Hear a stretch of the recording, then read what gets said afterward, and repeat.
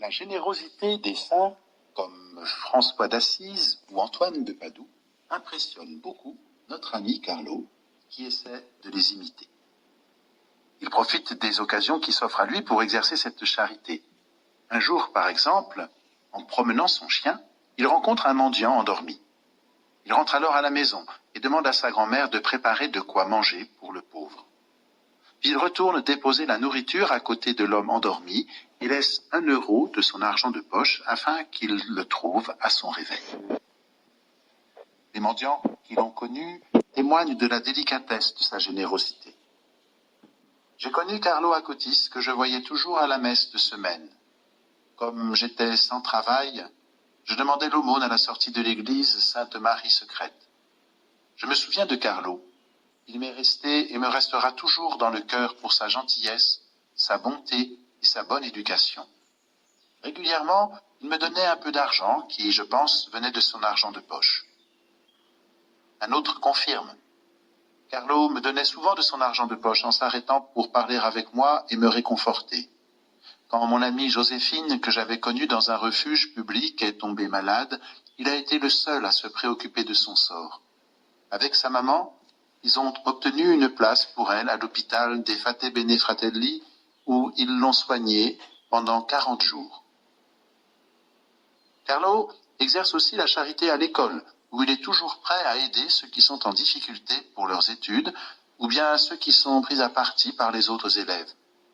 Des témoins se rappellent, par exemple, comment il a pris la défense d'un élève handicapé que les autres malmenaient. Sensible aux souffrances des autres, il lui arrive d'inviter chez lui ses camarades dont les parents sont en cours de séparation afin de les soutenir. Carlo aime aussi les missionnaires. Un jour, par exemple, il arrive chez un père capucin et vide sa tirelire pour l'aider dans ses œuvres. La charité de Carlo a été manifestée de manière très visible lors de ses obsèques, comme ce fut le cas aussi pour le bienheureux Pier Giorgio Frassati. En effet, à la messe d'enterrement de Carlo, l'église est comble. Beaucoup de pauvres, de migrants, de SDF, inconnus de ses parents sont présents. Ils ont voulu être là pour rendre grâce à Dieu pour l'amour dont Carlo les avait entourés. Il nous faut maintenant aborder un autre aspect très original de la vie de Carlo. C'est en effet un surdoué de l'informatique. Carlo est un garçon doué et un autodidacte. Il apprend par exemple à jouer du saxophone en achetant simplement un manuel et en s'exerçant tout seul. Mais c'est en informatique que son génie est le plus manifeste. Sa maman raconte qu'il se faisait offrir des livres d'informatique bien au-dessus de son âge qu'il lisait et utilisait avec son ordinateur. À l'adolescence, il crée un site internet pour sa paroisse et aide même à la construction du site de l'Académie pontificale Cultorum Martyrum du Vatican. Carlo aime aussi faire avec sa caméra des petites vidéos qu'il publie sur YouTube. Juste avant sa mort, il venait de terminer le site de volontariat du collège jésuite où il étudiait. Un étudiant ingénieur en informatique à l'école polytechnique de Milan qui a travaillé avec lui pour la construction du site de la paroisse raconte « Dès le début, pendant nos conversations, j'ai constaté la passion de l'informatique qu'il partageait avec moi.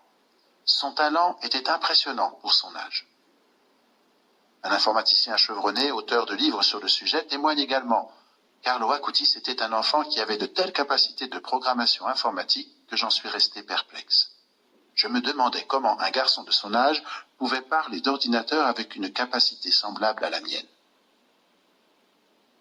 Un des lieux où l'habileté informatique de Carlo s'est révélée au grand public est sa grande exposition sur les miracles eucharistiques dont nous parlerons plus tard. Ainsi, Carlo a mis d'une manière exceptionnelle sa passion pour l'informatique et sa connaissance d'Internet au service de l'évangélisation. Cela explique sans doute pourquoi Monseigneur Dario Vigano, préfet du Dicaster pour la communication du Saint-Siège, déclarait en octobre 2016 « Qui sait si Carlo Acutis, une fois déclaré bienheureux, ne pourrait pas être reconnu comme patron d'Internet. » Internet, un outil pour évangéliser. Carlo fut à sa manière catéchiste et évangélisateur. Cela a déjà été souligné. Carlo est habité du désir du ciel, non seulement pour lui, mais aussi pour les autres. C'est pourquoi il ne rate pas une occasion de parler de sa foi autour de lui. Il veut entraîner tous ceux qu'il aime au ciel. Ses amis et condisciples témoignent de son zèle missionnaire. L'un d'eux, non baptisé, raconte que Carlo lui expliquait ce qu'était le baptême et l'encourageait à croire. Carlo n'hésite pas non plus à défendre publiquement les positions de l'Église sur des sujets délicats comme l'avortement. À l'âge de 11 ans, il devient également catéchiste dans sa paroisse. Ce qui tient le plus au cœur de Carlo, c'est de faire connaître l'Eucharistie.